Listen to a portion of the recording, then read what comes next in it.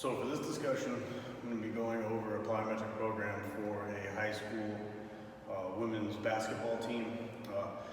It's going to start off with power skaters moving into box jumps, moving into depth jump, then into a depth drop, a depth jump and a stick, right? So you're holding the position, and then a single leg box power skater. I selected these components all based off of the movements that are required in basketball, and especially the fact that there is increased risk in a lot of female athletes for ACL tears. So this hopefully will allow them to learn how to land properly and learn how to move properly on the court when cutting or making any type of agility movement. Mainly it is for landing mechanics, for jumping, and any other motion that's required with that hard landing surface that they have in basketball. So starting off, the first thing that we would do for the progression would be a power skater. So the power skater is essentially just a side-to-side jumping motion where you're loading up onto one leg and catching yourself on the other side. The biggest key to this is to, yes, you want to jump as far as you can to the side, but you want to make sure that when you're landing that the foot is still inside the framework of the body.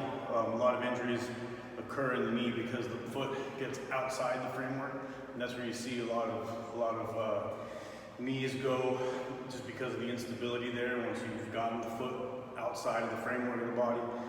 So just an example of it, loading up on this leg, onto the right leg, right? And then shooting across as far as possible, landing, noticing that I'm still catching myself inside the framework of the body. When I'm loading, I'm going as far as I can, right? In a controlled motion.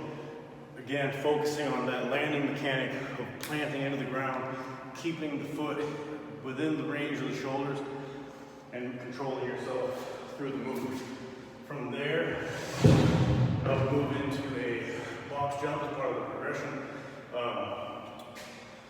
This is a 12-inch box that we've had made. We don't have access to any other boxes at the moment. We're still waiting to get them. So for now, we're going to use the 12-inch box for all the movements. You can, of course, use an 18 or even higher. Wouldn't really recommend going above 18 inches, but you can go higher if you'd like. So again, with the box jump, you just want to be certain you're jumping up, clearing the box, jumping as high as you can on every rep. When you land, you don't want to land with a big slam, right? The slam is a lot of pressure on the knee. It's got not good landing mechanics if you're slamming yourself into it, right? It should be controlled. So as we come up, should be almost no sound coming off the box as you're bracing into the movement. Right? You're not just jumping, landing with your knees locked. Okay, you want to jump under control, come up. From there, we would move into a depth drop. So basically what that is again, this would be better to perform on an 18-inch box. I don't have access to that right now, I only have a 12-inch. But just so you see an example of it, the idea of it is to work landing mechanics.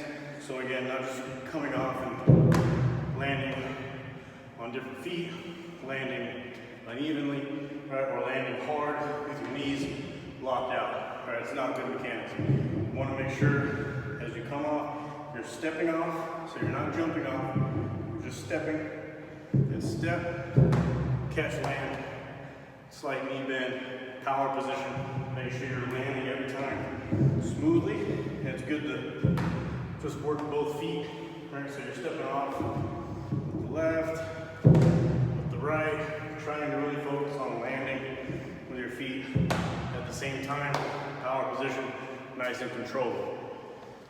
The next phase that I'll move into is the depth jump and stick. So that's actually going to be coming down, jumping, and then landing in that position, that power position, and holding it for a moment.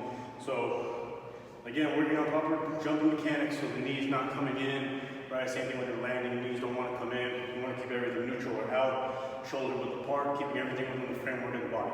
So it'd be down here, trying to stick it. I didn't do a very good job on that one. All right, so we'll go again, here, stick, hold. Right? So jumping as high as you can on the box to work that. One, you're working the jumping reaction. Two, you're working that stick twice. Okay, so you're having to land, jump, stick and hold in a good power position. If this were for volleyball, I would probably recommend either a lower stance, getting ready for a set. Football, you want to land a little more chest lean, hands back, right? Because you want to work whatever the position is they're most in and where they tend to typically land, right? The last progression of this that I would do would be the single leg box skater. So we start up on top of the box, right? Obviously you're gonna work both sides. You come out, right? Jump up, out, jump up. So again, you're working single leg mechanics, okay? And landing, but also jumping down, up. So you're controlling. Slight knee bend. Again, you would work both sides. So it'll be here, up, up. Controlling both, making sure that you're landing framework of the body, slight knee bend, trying to land as softly as possible so you're really controlling yourself.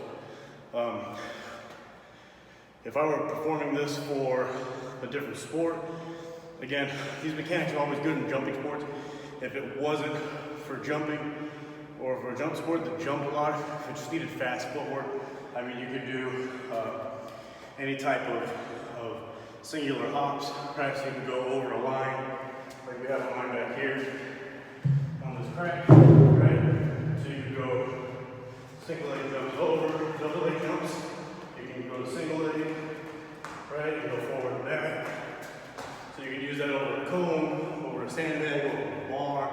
Multiple different ways you can attack that just to work the plyometric of it. I prefer to use movements like those that are going to help with any type of prevention of injury or landing wrong, because that's a lot of times what you see in basketball is just improper landing mechanics, landing on somebody, landing with your ankle out, landing hard. That's what ends up creating a lot of these injuries, and it just prevents overuse. From just landing wrong over and over and over and causing damage to the knee, to the cartilage. So these are really helpful tools you can use for any team that's going to be in any type of jumping environment, especially landing on rough surfaces. For any other sport, again, these will all transfer over really well to almost any sport. Yeah, hope you enjoyed my tutorial on plyometrics.